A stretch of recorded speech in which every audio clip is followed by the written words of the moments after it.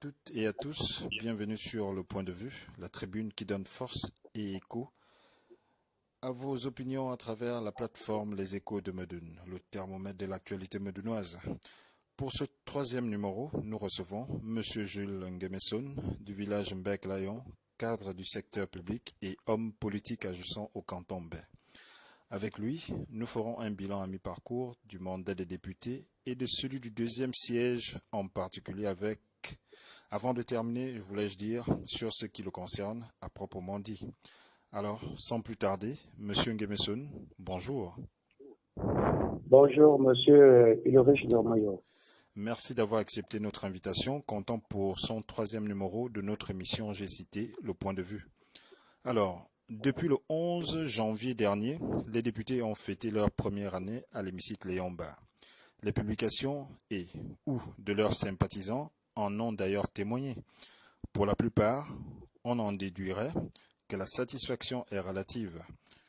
Vous, en votre qualité d'homme politique, que retenir de cette première année dans les deux sièges et au canton Mbé en particulier, dont vous êtes d'ailleurs ressortissant?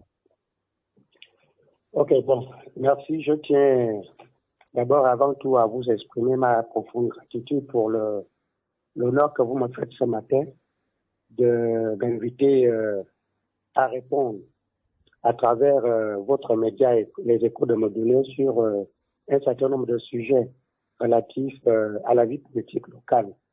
Alors, sur le premier volet de votre question, vous demandez mon point de vue sur le bilan, sinon les enseignements que je tire de la première année de présence de nos élus, Exactement. et particulièrement celui du canton Mbé, dans l'hémicycle du palais Léon-Bar, siège de l'Assemblée nationale.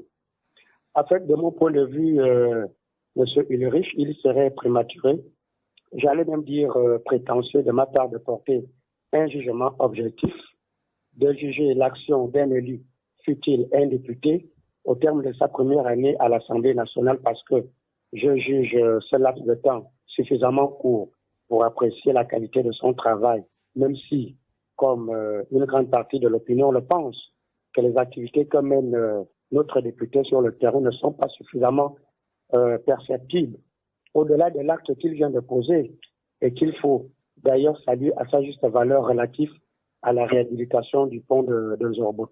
Donc pour le reste, il m'est difficile de dire ce que fait réellement notre élu. Je crois qu'il vaut mieux attendre la fin de son mandat pour tirer tous les enseignements, pour tirer toutes les conséquences nécessaires de ce qu'il ou n'aura pas fait durant son mandat. Alors, le député ne construit ni les routes ni les dispensaires.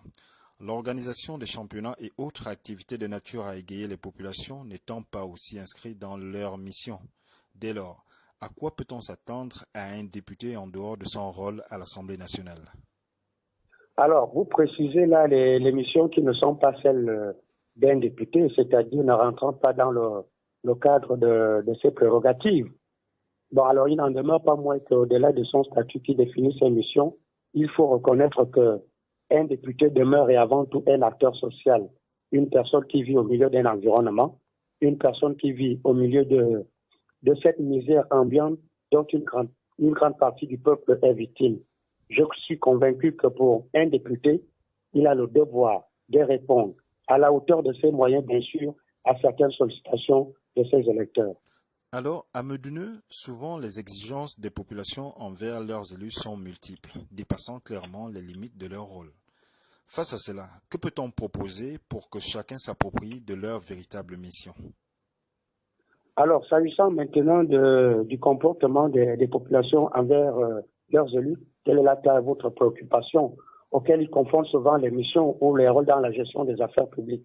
Il est du devoir, je pense, à chaque citoyen et particulièrement aux acteurs politiques que nous sommes d'instaurer un dialogue franc, un dialogue sincère en expliquant à ces populations les missions qui incombent à chaque institution, les missions qui incombent au pouvoir public dans la gestion des affaires de la cité.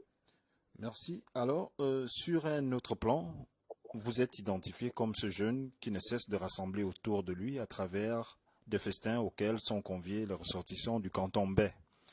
Serait-ce les prémices d'une quelconque ambition politique, sachant qu'à Medoune, ce genre d'acte a difficilement caché le projet politique poursuivi? Bon, écoutez, je précise parce que il faut que ça soit clair. Je précise à l'opinion que le bouillon de la Saint-Sylvestre que j'ai organisé à mon domicile n'avait rien de tension ou de connotation politique. Donc, c'était juste des petites retrouvailles entre entre les filles du canton, parce qu'on n'était que des hommes, hein, il faut le préciser. C'était juste une façon d'être ensemble parce que nous voulons consolider les bases de notre unité qui nous font défaut. Ça n'a rien à voir des projets politiques en cours. Et je suis même de ceux qui pensent qu'il faut pérenniser de telles actions pour que les jeunes du canton puissent se retrouver pour consolider nos liens de famille. Je crois que c'est tel est là l'objectif que nous recherchons. Alors, Monsieur Jules Nguemesoun, nous sommes au terme de notre émission. Votre mot de fin. Mon mot de fin est simple. Je remercie les Échos du Nord pour m'avoir permis de m'exprimer. Les Échos de Medoune de m'avoir permis de m'exprimer ce matin sur des sujets d'intérêt commun parce que ça, il en va quand même de la vie de notre canton. Et la seule chose que je puisse également souhaiter, c'est que cet organe puisse poursuivre la mission pour laquelle il a été créé. Donc, je lui souhaite également une excellente et bonne année 2020.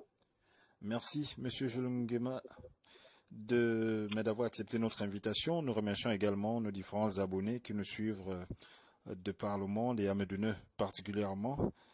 À nous retrouver très prochainement avec un nouvel invité. Ciao, ciao. Merci.